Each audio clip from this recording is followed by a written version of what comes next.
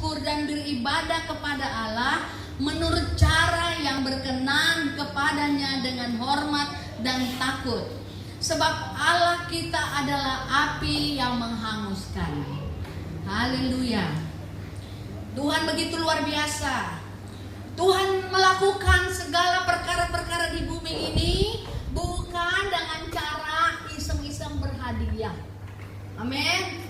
Apa yang terjadi saat ini, ada corona, di COVID-19 di mana-mana, bukan terjadi segala kebetulan, tetapi semua atas izin Tuhan. Dia Allah kita yang luar biasa. Ya, corona menyebabkan semua orang masuk rumah, raja, orang yang di dalam-dalam, di pedalaman itu, di desa-desa, masuk rumah dengan taat. Karena apa? Karena takut. Takut apa? Takut mati. Takut mati. Padahal firman Tuhan berkata dialah Allah yang bisa menghidupkan dan mematikan. Tapi ya bingung ya, orang tidak takut sama Tuhan yang bisa mematikan tubuh dan yang menghidupkan. Bahkan di Wahyu pasal 1 ayat 18, Wahyu, baca Wahyu. Pasal 1 ayat 18 dibilang begini, Aku memegang segala kunci maut dan kerajaan maut. Dialah Tuhan kita yang pegang segala kunci neraka, kunci tempat maut, kunci segala kematian. Siapa? Tuhan. Tuhan Yesus. Dia yang harus ditakuti. Ya. Kita yang menjadi miliknya, dikatakan Tuhan mau supaya kita beribadah dengan cara yang Dia mau. Ini cara yang Dia mau. Cara engkau bisa dengar aku khotbah di rumahmu, itu cara yang Tuhan mau.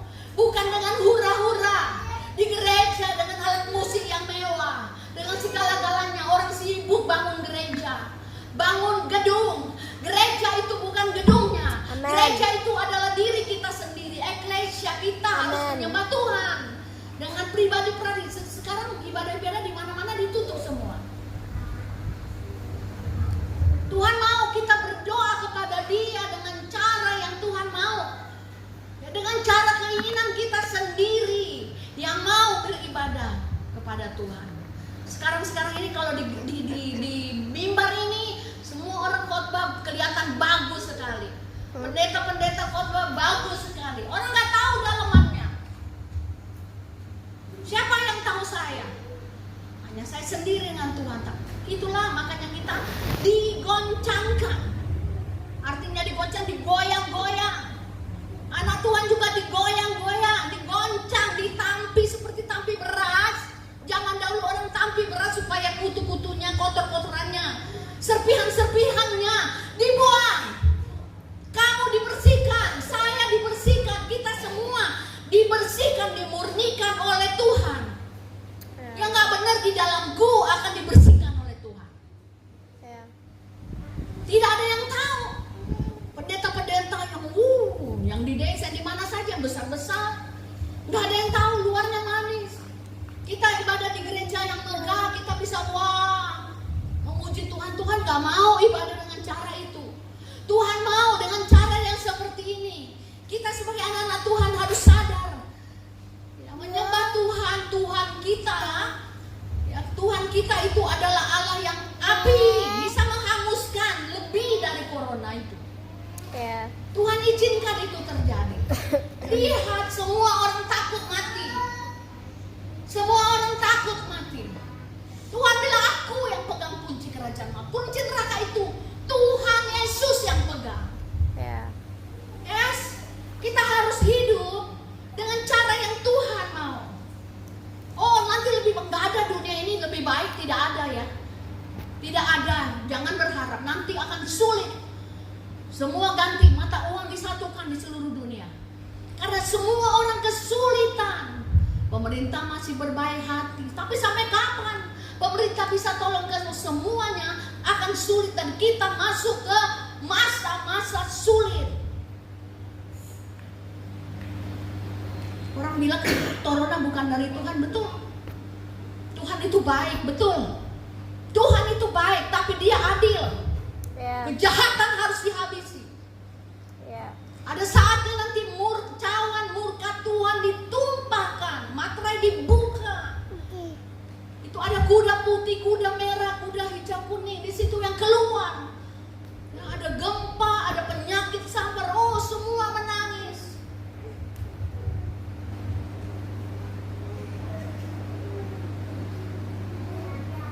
Bumi ini tetap milik Tuhan. Dan Dia berjanji Eden yang sudah dirusak oleh manusia akan dihidupkan oleh Tuhan lagi. Akan dibuat Tuhan lagi di atas bumi ini. Amin. Eden itu akan ada lagi. Amen. Ya, akan ada lagi harimau bersama dengan anak-anak kecil. Berjalan bersama, peluk-pelukan bersama, harimau, singa, ular ada di situ. Udah dirusak oleh manusia. Ya. Manusia, wah, sukanya lawan hukum. Katanya ada teman saya ada di Hong Kong, ya. Katanya kalau di Hong Kong itu lampu kuning, orang udah siap-siap berhenti karena akan ada lampu merah. Di Indonesia, halo, lampu merah, bablas, apalagi nggak ada polisi kanan kiri. Bersyukur Pak polisi masih suka ngumpet, terus ketangkap. Bagus itu. Polisi harus selalu ngumpet di mana-mana supaya ketangkap orang-orang yang. Kalau di Hongkong enggak, makanya kemarin ada di Google tuh orang meninggal ojol motor, ojek online itu. Dia sudah lah merah, ada Pajero di belakangnya. Udah merah dihantam, Pajero baru. Ngetes mobilnya, bangga banget punya Pajero. Mati tukang ojek online itu. Bumi sudah cemar, kata Nabi Yesaya, bumi cemar. Orang buang sampah perut, nggak tahu. Kalau di Jepang, orang cuci tangan,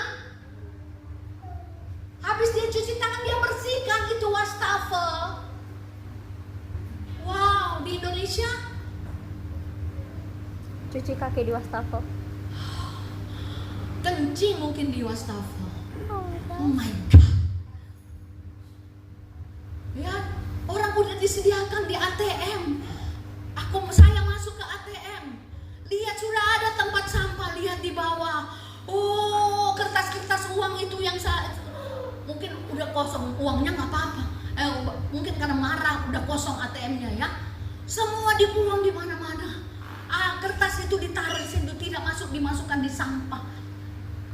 Apalagi di mana-mana orang di Bali, di Danau Toba, Malu, kotor, sampah. Karena apa? Habitnya kita tidak terbiasa untuk memikirkan orang lain, untuk memikirkan anak cucu kita. Hari kemudian nggak penting, ada orang lain itu nggak penting.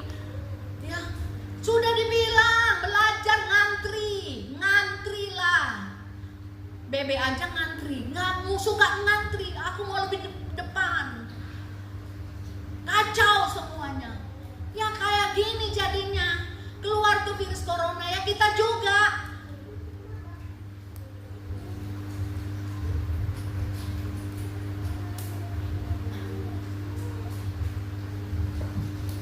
Kita tuh udah biasa melawan peraturan. Lampu merah stop, berhenti. Gak ada orang bablas, apalagi dari jam 3 pagi kan. Ya, sepupu saya jam 3 pagi, lampu merah dengan teman-temannya, lewati saja, datang dari jauh udah ada mobil. Wah, juga di perampatan itu. Hantam, mati. Habis, karena apa? Gak taat.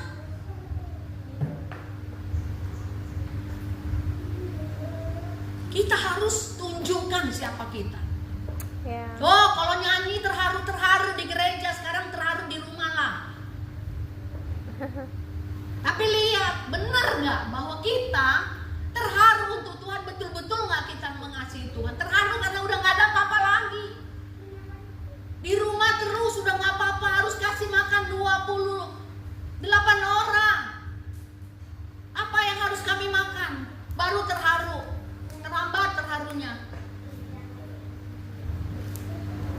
Kita anak Tuhan harus berbeda dari dunia ini. Tapi kadang-kadang dulu di gereja kami masa lalu itu ada dukun. Dengar baik-baik, ada dukun. Seorang dukun, seorang ibu-ibu janda jadi dukun. Kita tidak tahu bahwa dia ke gereja. Tapi sebelumnya beberapa bulan dia berguru di satu tempat kuburan, nggak tahu di mana. Lama sekali dia nggak boleh pakai sendal kemana-mana, nggak boleh sisir rambut, nggak boleh mandi, dan dia lakukan itu. Dia tetap ke gereja. Orangnya baik luar biasa, orangnya baik, di kampung terkenal baik lebih dari seorang Kristen. Tapi dia seorang dukun yang sedang ngelmu. Kalah baiknya sama orang Kristen. Setelah 3 bulan dia keluar dan dia menyatakan diri. Dia mampu menghadapi parang besar, kampak. Dia tidur di atas kuburan di rumahnya, dipakai menyan. Dia tidur di atas kuburan. Ini kebenaran, ini asli. Kami nggak pernah diundang. Kalau kami diundang, saya sama Bapak diundang, kami diundang dalam nama Tuhan Yesus, kami ambil kampak, kami belah tubuhnya. Dia minta. Seseorang yang berani kampak dia. Kalau terjadi sesuatu, gak terjadi sesuatu, kampaknya nolak, tubuhnya kuat sekali. Ya, gak tahan dengan. Bisa seperti itu. Dia benar-benar akhirnya keluar jadi dukun. Waktu itu sempat besar juga, tapi sekarang gak tahu hasilnya apa. Nyawanya milik setan itu. Tetapi kebaikannya kadang-kadang lebih baik dari seorang. Kadang-kadang kita pikir kita jadi orang Kristen, kita jadi pengikut Tuhan supaya apa? Waktu saya sakit saya sembuh. Waktu saya miskin saya jadi orang kaya. Beriman itu adalah kita dapatkan segala-galanya apa yang gue mau dari Tuhan. No. Yang Tuhan mau dalaman kita ini, yang orang lain tidak tahu, itu berubah di hadapan Tuhan. Kita menjadi orang yang rajin berkorban. Rajin berkorban adalah rajin. Kita rajin melakukan sesuatu, rajin sebagai seorang ayah kita rajin, sebagai seorang ibu rajin berkorban.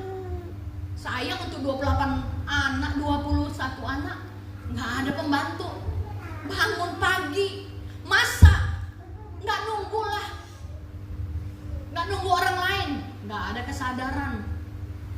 Kalau nunggu siapa? Kalau kita harus saling menunggu, nggak bakal bisa kita hidup sebagai anak Tuhan. Anak Tuhan adalah berkorban. Menikah itu sudah 35 tahun kami menikah. Kalau satu berbuat salah, oh saya bisa lebih jahat lagi dari suamiku. Seandainya suamiku berbuat salah, saya dalam hati saya, oh dia pikir dia siapa, saya bisa lebih jahat lagi. Itu bukan iman yang dari Tuhan Yesus. Tuhan Yesus berkata dalam hatiku, ampuni, aku bisa balas Tuhan. Sebelum aku bertobat, aku tukang balas walaupun bentukku wanita. Tapi aku jago sekali membalas adikku, membalas kakakku dulu. Karena kita orang Batak dihadirkan untuk membalas. Tapi di dalam Tuhan, iman itu adalah pengorbanan. Amin. Ya, amin. Kalau punya istri nanti sudah gendut, sudah buntal, gemul, harus dikasihi. Itu berkorban namanya. Yang kita cari untuk ikut Tuhan adalah, Tuhan aku miskin, Tuhan aku butuh jadi orang kaya. Pergi aja ke Gunung Kawi, cepet. Tuhan aku sakit, aku minta disembuhkan. Tuhan bukan itu. Tuhan kita bukan sekedar Tuhan yang bisa menyembuhkan pada saat kau sakit. Bukan hanya bisa membuat kau kaya pada saat kau miskin. Itu bisa, itu gampang sekali, seperti membalik telapak tangan buat ke Tuhan. Tapi yang Tuhan mau, karakter kita berubah. Lampu merah berhenti bang, Pak, Bu.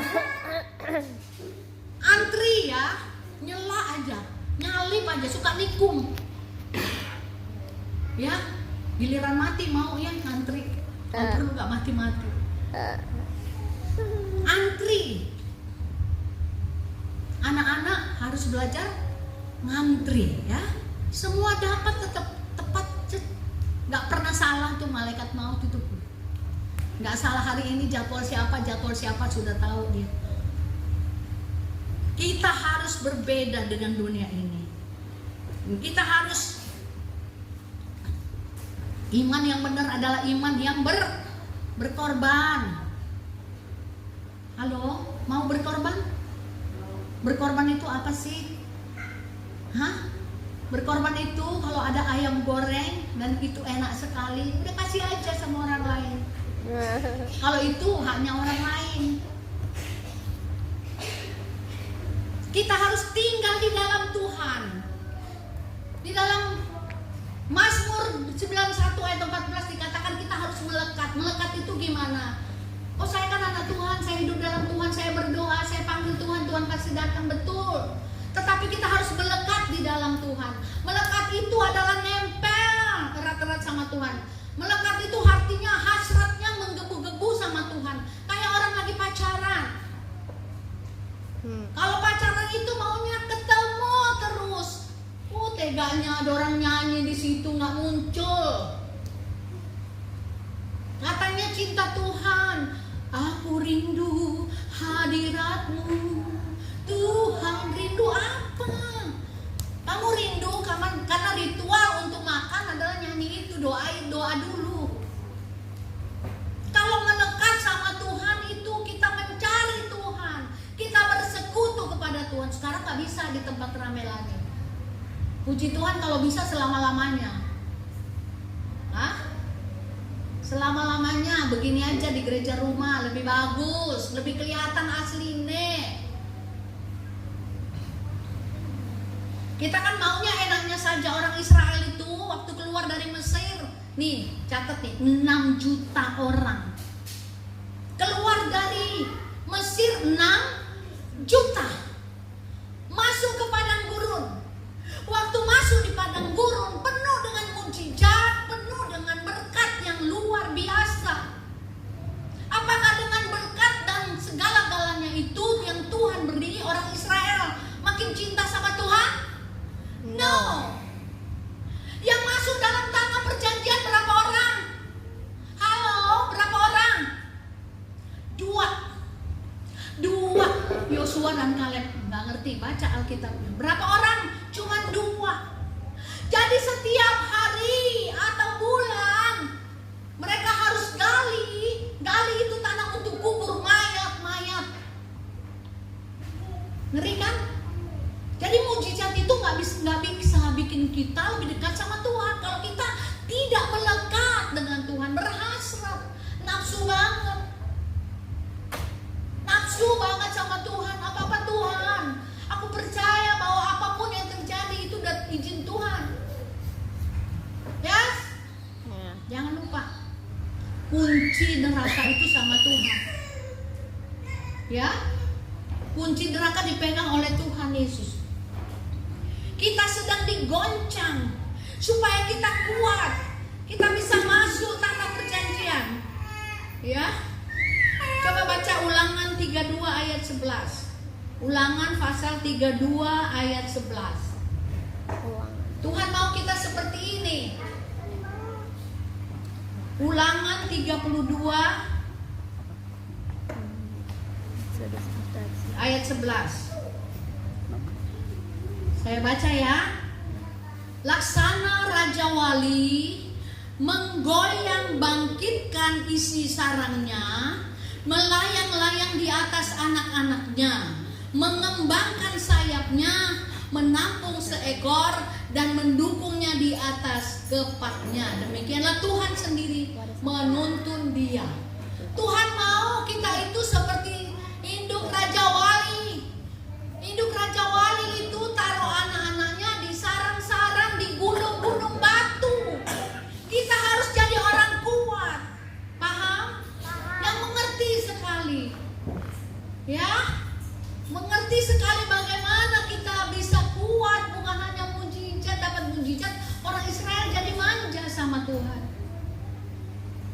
Kita harus, burung Raja Wali itu dia ambil sarangnya, dia ambil anaknya seekor, digoncang-goncang, dilempar-lempar supaya kuat. Kalian anak-anak di anak panti ini jadi orang kuat di sini.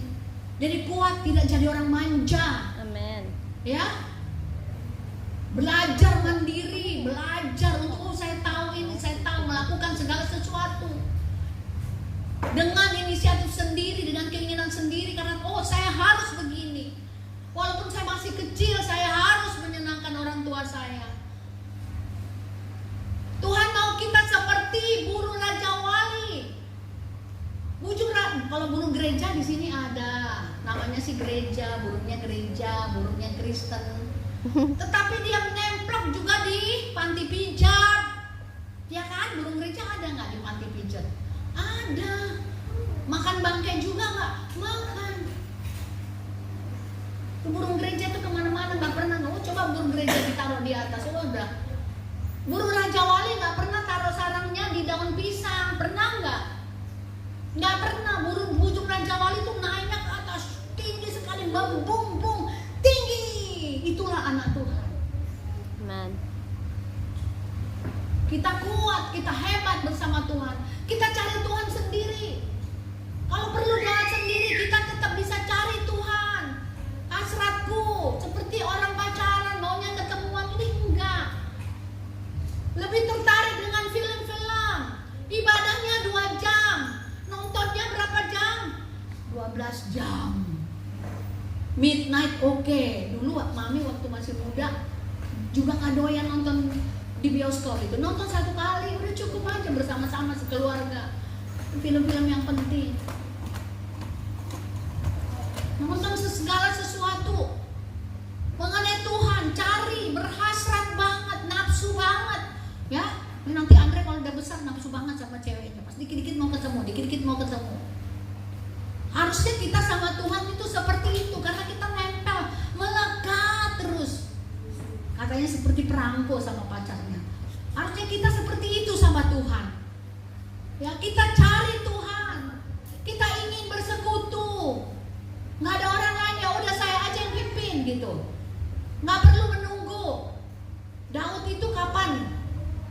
Dekat dipanggil Tuhan kapan? Waktu dia masih kecil, pipinya masih merah. Berarti kalian sudah bisa memimpin. Amin. Nunggu terus, syukur-syukur nggak ada yang bangun, nggak jadi baca Alkitab, nggak jadi puji Tuhan, malah begitu. Orang yang cinta Tuhan itu mencari Tuhan. Oh, tunggu dulu, belum makan. Oh, tunggu dulu, belum berdoa. Baru kita kerja. Oh, jangan dulu. Ya, pagi-pagi yang disiapkan apa? Makanannya. Apa yang harus dimakan? Apa pikirannya? Perut terus. Oh, Tuhan sedang menggoncang semua, nanti sulit sekali, sulit cari makan, sulit cari ya, apa yang kita inginkan. Bersyukur dengan apa yang ada sekarang. Oh, terima kasih Tuhan, aku bisa makan dengan apa yang ada saat ini. Belum tentu Tuhan tidak janjikan. Apalagi masuk zaman tribulasi, setan-setan mulai bekerja. Luar biasa di situ. Ya, lama-lama kesempatan beribadah pun di rumah-rumah seperti ini dilihatin. Tidak boleh. Lama-lama tidak boleh bersekutu seperti ini. Kita mensyukuri berkat Tuhan. Kita harus menjadi orang-orang yang sungguh-sungguh hidup di dalam Tuhan, melekat dengan Tuhan. Dan kita harus belajar berbeda, karena kita tahu hari-hari ini nggak mungkin menjadi baik. Tidak ada, Tuhan Alkitab tidak menjanjikan semua menjadi baik. Tapi ini saat-saat terakhir semua orang digoncang. Semua orang digoncang, di mana saat-saat terakhir pun kita melihat bahwa Tuhan, aku tidak bisa berteriak atas nama yang lain. Hanya Tuhan Yesus yang bisa menolong. Hanya Tuhan Yesus yang bisa menolong. Gempa, sedikit-sedikit terjadi gempa. Gempa itu lempengan yang di bawah bumi itu keluar sedikit, lama-lama kan jadi bukit. Kalau udah yang besar udah tenggelam. Pulau Jawa nanti tenggelam. Ada beberapa orang yang bilang seperti itu. Kita bisa berlindung sama siapa? Berlindung sama siapa? Memang banyak ayat yang mengatakan engkau akan dilindungi, tapi banyak juga hamba-hamba Tuhan yang tidak dilindungi dan masuk dalam kesusahan yang luar biasa karena nama Tuhan Yesus. Siap nggak? Nunggunya siap nggak pengangkatan? Aku tunggu pengangkatan. Tidak ada yang tahu. Itu tafsiran orang bahwa sebelum kesusahan besar ada pengangkatan. Itu tafsiran orang. Tafsiran orang bisa berubah. Alkitab nggak bisa berubah. Itu kan tafsirannya. Alkitab nggak jelaskan sejelas-jelasnya yang mana kejadian itu akan terjadi. Mungkin engkau ditakdirkan akan masuk di kesusahan besar. Mungkin karena ada juga yang bisa selamat. Berdoalah supaya hidup kita benar-benar hidup yang bersama dengan Tuhan. Tuhan angkat sebelum masa kesusahan besar dalam sekejap mata. Tapi kita tidak bisa bersembunyi di balik itu. Kita bersembunyi di balik nama Yesus. Hanya Tuhan Yesus yang bisa menolong kita sekarang. Dan dia bilang, aku pegang, Wahyu 1 ayat 18, aku pegang kunci kerajaan maut. Tuhan yang pegang, bukan iblis, bukan. Iblis itu diikat di dalam kerajaan maut. Posisinya begitu ya. Posisinya begitu ya. Kuncinya sama siapa? Bisa keluar nggak iblis kalau Tuhan nggak keluarkan? Bisa keluar nggak? Tapi akan ada saatnya kunci itu dibuka oleh Tuhan. Dan iblis keluar, masuk ke bumi ini di antara manusia. Wah. Sekarang kita bisa lihat orang keiblisan bagaimana ya. Dia bisa kulitin orang, dia bunuh orang, mutilasi orang. Apalagi itu belum, iblisnya masih sedikit-sedikit mempengaruhi. Apalagi iblis keluar dari kerajaan maut itu, keluar. Di ayat Alkitab ada dikatakan di dalam Wahyu akan dikeluarkan. Wah, luar biasa jahatnya manusia di bumi. Jadi yang bisa tempat kita berlindung sekarang hanya Tuhan. Takut mana? Corona sama Tuhan? Takut sama corona atau sama Tuhan? Tuhan. Yes. Tuhan yang bisa menghidupkan dan mematikan. Amin. Hanya Tuhan yang bisa mematikan. Jangan lupa. Haleluya. Kita angkat pujian.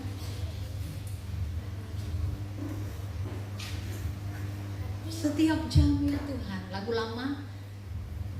Itu doa kita. Setiap jam ya Tuhan, Dikau ku perlukan. Ku datang juru selamat. Berkatilah